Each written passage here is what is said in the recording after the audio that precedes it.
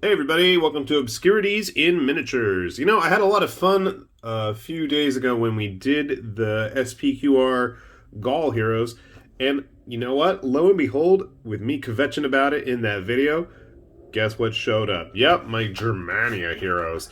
So, one thing that I realized right off the bat is that the Gauls got kind of the short end of the stick in terms of how many models were actually included in the box. Now, check this big boy out here. So this box has 6 models, and yeah, 2 of them are dogs. But so what? You know, an extra model is an extra model, and in fact, I think all the other boxes have 6 models, but I could be wrong.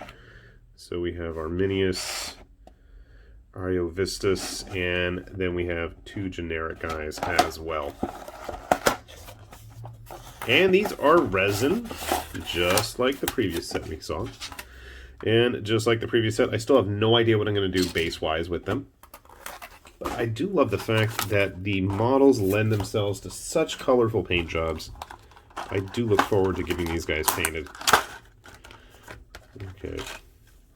Interestingly enough, Rodica. These cards are not sealed. Okay, I was going to say. Ariovistus has his dogs included, I believe. Yeah, okay, so the dogs don't have a separate stat, but I think I knew that because I was looking at the rulebook anyway. Okay, and this is just the generic hero card, and then we have Arminius. And I do like that they have a little blurb about them on there, so you can learn a little bit of history while you're having fun butchering your enemies. Drive them before you and hear the lamentations of their women. Right? Okay, somebody's hand. You thick boy. Is that Ariovistus? Yeah. Nice looking model.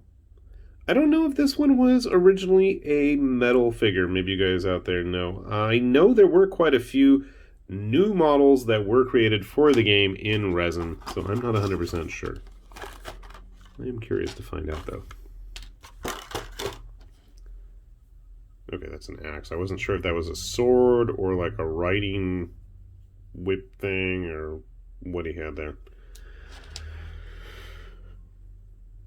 Doggy. Single piece with a big old chunk of resin going to cut off there. Other doggy with less resin to cut off there. Who's this guy? I can't think of his name. Arminius. Okay, that's his axe. That is floating around there. Our generic dude is his pony here. It's a big guy. You'd think for a man of his girth and of his stature, he'd want to be wearing a shirt, but I guess not. And then finally we have our on foot hero. To me, this looks a lot like all of the other Gaul slash barbarian slash German models. Even the pose looks very similar. I know they have a lot of guys in that pose, but I dig the furs on him as well. I like the fact that they have those little custom base touches, much like we saw with the Gauls as well. So, give me a sec, we'll get them all put together, and I will once more try to figure out what am I going to do with these bases, because I really don't know. Alright, we got our heroes of Germania cleaned up, and what little glue needed to be done is taken care of. We've got our heroes here. We've got Arminius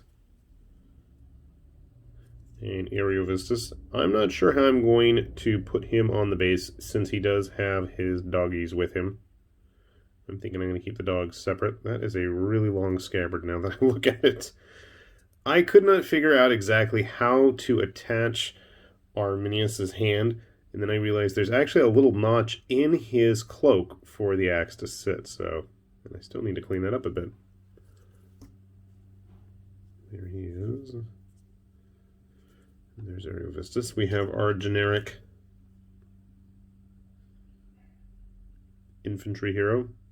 who, I mean, for all intent and purpose, I could probably get away with using as a Gaul as well. I mean, I know it's supposed to be a Germanic set of heroes. We've got Ariovistus's doggies. Like I said, I'm quite tempted just to keep them on their own bases so I can use them for other various nefarious purposes. And then finally we have our generic portly hero on his horsey here. Unfortunately, I have not finished painting up any of the other mounted characters from SPQR in resin yet. And big thank you to the people who outbid me at the last possible moment for the starter set with 3 seconds left. That was really nice. Thank you. Appreciate it. But overall, I gotta say, other than the weird issue with Ariovistus's overtly long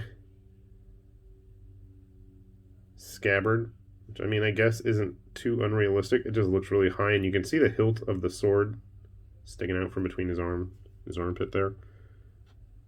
But overall, I feel like it's a lot of value for what you get. The casting's pretty nice. The horse is a lot more stable than the guy that was with the Gauls. I mean, here we can even get my Gauls out here. Let's put these guys on some bases at least to help with consistency. All right. One for Arminius. One for our generic friend. And I'm still not sure what to do with the mounted guys. I'm leaning towards just putting them on 40mm bases. I think that's a nice compromise. They're not super big, and I'm not running them in blocks of cavalry, so I don't think it's going to be very impactful. Grabbing an Imperial Roman Legionnaire from Warlord as well. Same size base, you can still see he is a little bit smaller, but then again, like the Germanic tribes were supposed to be big, mean dudes, so I guess we'll let that one slide. However, if we grab one of the Republic guys, you can see it's a much more comparable size. And then these are the guys that come in the starter set, if you're able to catch one. Let's see here. I'm just going to set the pony rider to the side. So with a Victrix Dacian here. And while we're at it, let's grab a Wargames Atlantic Dark Age Irishman. I think with a bit of creativity, you absolutely could use these guys. Maybe with replacement shields. I think they would work great for Gauls or Germans. If you want to get creative with a little bit of putty to give them a choker or bracelets or whatever, I think that would totally work well. Again, with another Victrix Auxiliary Legionnaire.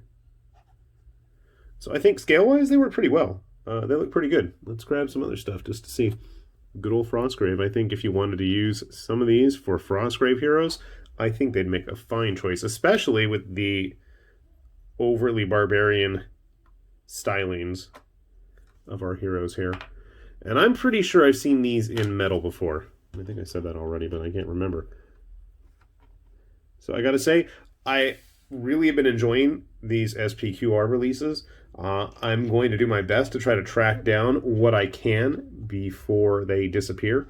And if we do see a second edition of it, I'm going to be sure to get in from the ground floor this time, because it is totally up my alley.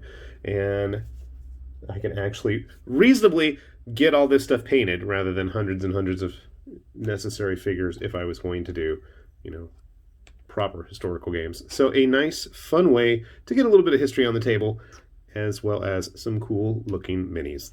With that said, this has been High Lord Tamerlane with Obscurities and Miniatures, saying thanks for watching, and we will see you back here soon. Bye-bye.